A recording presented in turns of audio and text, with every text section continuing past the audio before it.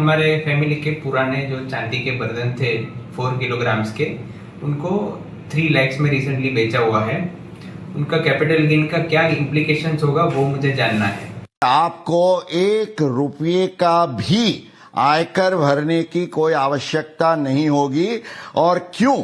इसके लिए जो रीजनिंग है, जो लॉजिक है, और कोई इसमें दुविधा मत रखिए, क्योंकि सुप्रीम कोर्ट ने ये प्रिंसिपल को एस्टैब्लिश किया हुआ है। अब मैं आपको बिल्कुल संक्षिप्त में पर वेल रीजन्ड आर्ग्यूमेंट के साथ ये समझाता हूं कि क्यों आपको टैक्स नहीं लगेगा। सुप्रीम कोर्ट और बहुत सारी हाई कोर्ट्स का ये कानून प्रस्तापित किया गया है कि इनकम टैक्स एक्ट में जो कैपिटल एसेट नहीं है उससे आपको कभी कैपिटल गेन्स हो नहीं सकते। और कैपिटल एसेट की परिभाषा में निजी उपयोग की जो चीज वस्तु है उसको एक्सक्लूड किया गया है। माना मेरे घर का जैसे फर्नीचर है या मेरी पर्सनल यूज की मोटर कार है, टीवी है, इसको हम कैपिटल एसेट नहीं मानते, इसके बेचने पर कोई टैक्सेबल गेन नहीं होता।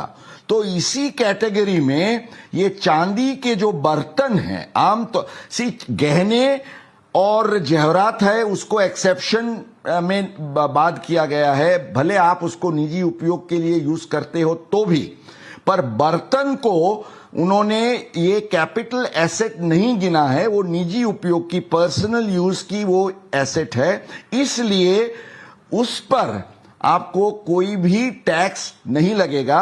अब सवाल कोर्टों के पास ये भी खड़ा हुआ था कि आप निजी उपयोग का कहते हैं, इसका मतलब ये नहीं है कि आप हर रोज उसको यूज करिए। साल में एक दिवाली के मौके पर भी आप चांदी के बर्तन में खाना खाते हैं, फिर उसको पैकअप कर देते हैं, कोई प्रॉब्लम नहीं है। अब आपके केस में तो 4 किलो के बर्तन हैं। मान लीजिए कोई अच्छा बड़ा महाराजा हो, महाराजा का केस, महारानी का केस हुआ था उषा देवी जी का, उस केस में तो ढेर सारे बर्तन थे। तो कोर्टों ने ये कहा कि इसमें कोई रैशनिंग नहीं होता है।